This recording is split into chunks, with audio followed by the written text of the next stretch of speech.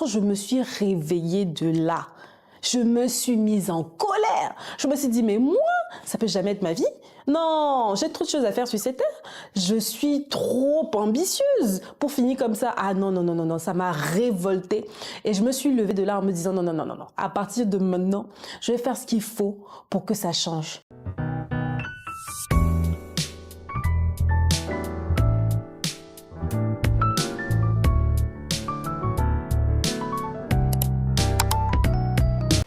Welcome back sur Tiara Pro, je suis Inès Solène, je suis ravie de vous avoir une fois de plus et aujourd'hui on va rentrer dans le cœur même de cette chaîne. Mais avant tout, n'oubliez pas de vous abonner et d'activer la cloche de notification pour être en première ligne lorsqu'une vidéo va être mise en ligne.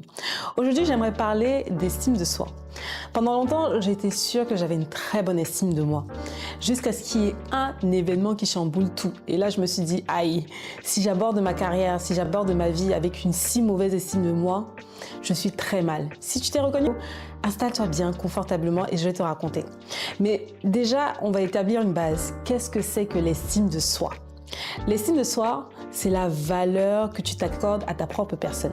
C'est le regard que tu vas porter sur toi et la manière dont tu vas te percevoir. Ça a beaucoup un lien avec la notion de mérite. Alors quand je te dis ça, tu peux te dire « Oh, bon, c'est pas très concret ». Donc je vais te donner des exemples concrets. Dans la vie professionnelle, typiquement, quand tu rentres dans une réunion et que tu es avec tes collègues, tu vas peut-être te retrouver dans une situation où tu as peur de donner ton point de vue, où tu as honte de ce que tu vas dire, tu as honte de paraître bête. Là, c'est un indicateur que tu as une mauvaise estime de toi. Pourtant, une personne qui a une bonne estime de soi, même si elle n'est pas sûre de ce qu'elle a à dire, elle va lever la main, elle va donner son avis, elle va passer à autre chose. Même si on lui dit que ce n'était pas correct, ça ne va avoir aucun impact sur la perception qu'elle a d'elle-même. Deuxième exemple que je pourrais te donner, c'est au sein des relations. Une personne qui a une bonne estime d'elle-même, qu'elle se retrouve en couple avec quelqu'un qui essaierait de la mépriser ou la prendre de haut, elle va se dire « Oh, ça me convient pas du tout ce qui est en train de se passer ». Alors qu'une personne qui a une mauvaise estime d'elle-même va se dire « Ok, bon, si ça se trouve, c'est parce que je mérite d'être traitée comme ça. Si ça se trouve, s'il me parle comme ça, bon, c'est parce que mon père aussi me parlait comme ça, ma mère aussi me parlait comme ça, je n'ai vu que ces chemins-là. » Ça, c'est un indicateur d'une mauvaise estime de soi. Alors, je te pose la question. Est-ce qu'aujourd'hui, tu considères que tu as une bonne ou une mauvaise estime de toi? Disons, sur une graduation de 1 à 10. On va dire que de 1 à 5, tu me dis que tu as une estime de toi de 1 à 5, je te dirais que tu as encore beaucoup de travail à faire. De 6 à 9, je te dirais, c'est déjà mieux, mais peut mieux faire.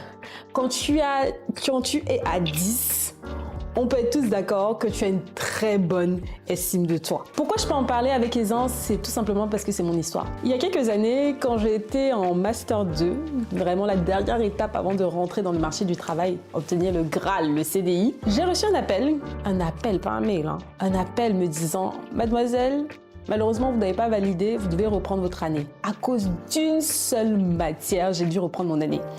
Alors bon, pour la petite histoire, j'étais plutôt une bonne élève, hein, plutôt une première de la classe, en tout cas une personne qui aimait toujours poser des questions. Vous imaginez le jour de la rentrée, je me souviens de ce Master 2 là, j'étais tellement sapée, mais je me sentais, je posais des questions tout le temps, je levais la main en classe, vraiment j'étais très active.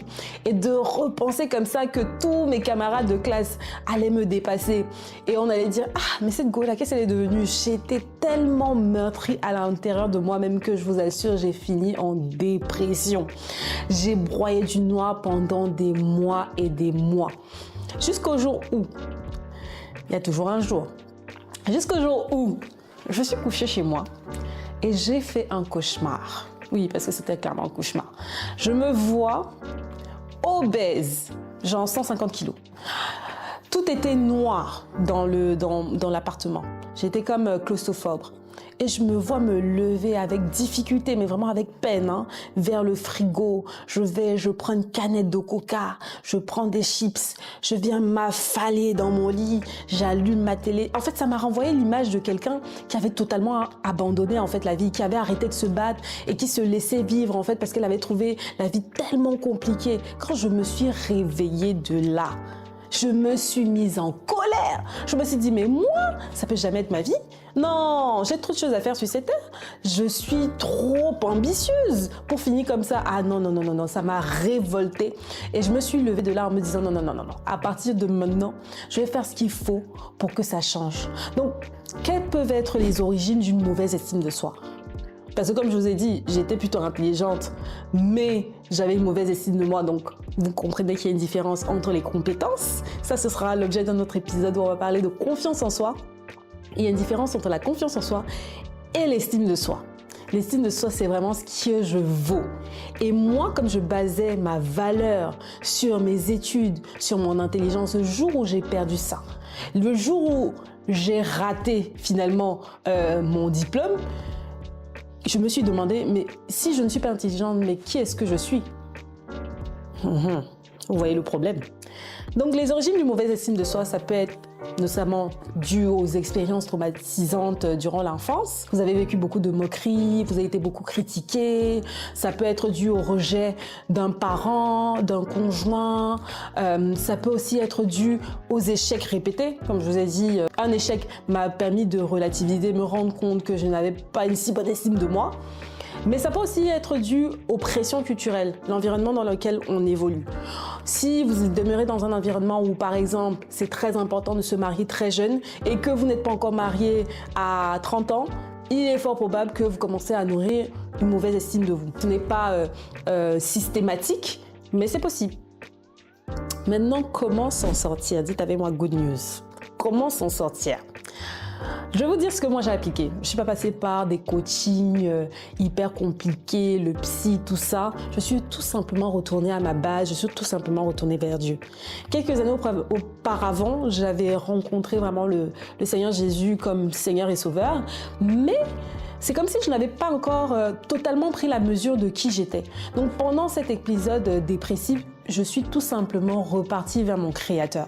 Je suis tout simplement repartie vers celui qui sait exactement qui je suis et qui sait exactement la valeur qu'il a voulu que j'ai avant même que je ne sois manifestée sur cette terre. Quand sa parole me disait que je suis la prunelle de ses yeux, j'ai de la valeur à ses yeux, je suis née pour dominer, je suis la lumière du monde, j'ai tellement de choses à apporter, partout où je vais j'éclaire, je suis le sel de la terre, je donne la saveur, j'ai dû manger cette parole en continu. J'ai dû lire ma Bible, j'ai dû recommencer à méditer, j'ai dû commencer à prier et aussi j'ai fait beaucoup de journaling. Pendant cette période, j'ai beaucoup écrit parce que l'écriture était comme pour moi un exutoire. Vous savez, des fois, il y a des situations qui vous font tellement de mal que vous n'arrivez pas à mettre des mots sur les mots. Donc, l'écriture m'a beaucoup aidé pendant cette période. Donc, de manière concrète, je dirais à quelqu'un qui passe par des eaux troubles de commencer à essayer d'écrire ses pensées, de libérer tout ce poids et ces paroles négatives que vous entendez au fur et à mesure de la journée. Ça va beaucoup vous aider. Deuxièmement, je dirais faire une introspection et travailler sur le renouvellement de sa pensée. Introspection d'abord parce que c'est important de connaître son point de départ. Vous voulez aller quelque part, mais il faut savoir d'abord à aujourd'hui où est-ce que vous vous trouvez. Quelles sont les paroles limitantes que vous avez acceptées. Quelqu'un qui se dit toujours « je suis bête, je suis nul, je n'y arriverai jamais ». D'où est-ce que viennent toutes ces pensées? D'où est-ce que vient tout ça? Est-ce que vous avez toujours pensé comme ça? Quel est l'élément, quel est l'événement qui vous a poussé à commencer à penser comme ça? Quelles sont les rencontres que vous avez faites? Parce qu'on rencontre souvent des gens bizarres sur notre chemin. Donc, quelles sont ces personnes-là qui vous ont enfoncé? C'est bien de se poser un moment et de se demander quelle est la source de toutes ces pensées? Quelles sont les origines de toutes ces pensées? Et surtout, qui est celui qui a le dernier mot? Très important. Troisième étape, je vous dirais, les affirmations positives. Vous savez, pendant cet épisode dépressif, quand les gens venaient chez moi, ils disaient qu'ils venaient dans un temple. J'avais acheté des grands post-it comme ça, électrostatiques, qu'on vend sur les sites internet. Moi, j'avais acheté sur Amazon pour ne pas faire de pub, mais c'était des grosses feuilles comme ça qu'on utilise beaucoup dans le milieu du consulting. Quand on n'a pas de tableau de bord, on peut les coller sur le mur. Et j'avais des versets bibliques du sol au plafond, des citations qui m'aidaient et qui m'encourageaient au quotidien parce que j'étais tellement harcelée par les paroles négatives qui me disaient « tu vas pas y arriver, mais qu'est-ce que tu crois? Ta vie est ratée, ta vie est fichue, tu peux commencer à mettre une croix, tu es en France ici, tu n'auras plus de titre de séjour. » Toutes ces choses qui venaient marcher harcelaient et me faisaient croire que je ne pouvais pas rebondir, j'étais obligée de les confronter à la vérité. Donc du sol au plafond, j'avais des paroles d'affirmation positive pour me rappeler que je vais y arriver, que je serai un succès, ma vie s'écrira gloire. J'étais obligée, sinon j'allais couler. Quatrièmement, je vous dirais de prendre votre vie en main. Ce qui vous arrive aujourd'hui, ce n'est pas de votre faute, mais votre responsabilité est de décider de ce que vous allez vouloir faire avec toute cette énergie, toutes ces mauvaises informations. Qu'est-ce que vous allez en faire? Vous n'êtes pas responsable de ce qui vous arrive, mais vous êtes responsable de ce que vous en faites. C'est-à-dire que peut-être que vos parents ne vous ont pas suffisamment accompagné dans la vie. Ils ne vous ont pas donné suffisamment de bonnes bases. Je parlais encore récemment avec ma banquière qui n'a pas arrêté de me dire pendant l'entretien: ah vraiment, les parents africains ne font pas leur travail, ils nous éduquent pas suffisamment aux finances personnelles, si nous avons enseigné la bourse, si nous avons enseigné épargner. Ok, ils n'ont pas fait, mais dès à présent, on peut décider de réapprendre par nous-mêmes, s'apprendre certaines choses, même des valeurs de respect, de considération, d'éthique, de savoir bien se tenir. Il y a beaucoup de femmes qui savent pas se tenir en société, c'est très grave. Tout ça, ok. Tu ne choisis pas la famille de laquelle tu nais, mais tu peux décider aujourd'hui de faire autrement pour commencer à avoir une meilleure estime de toi-même et te valoriser à nouveau. Il va falloir que tu poses des actes très concrets.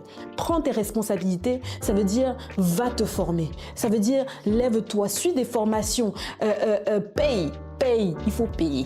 Payer pour avoir accès à l'information, c'est très important. Mais en tout cas, ce sera à toi de prendre tes responsabilités, d'aller voir un psy, de parler à quelqu'un.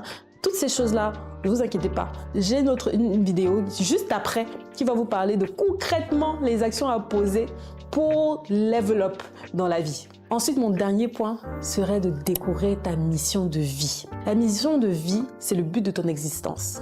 C'est pourquoi est-ce que tu es sur Terre. Et petit disclaimer dès à présent, ta mission de vie a toujours un rapport avec les autres. Si ta mission de vie aujourd'hui, c'est d'avoir de grosses voitures, rouler dans ta Tesla, avoir des maisons, ne pas inviter même tes parents dans ta maison, je peux te dire tout de suite que c'est pas une mission de vie.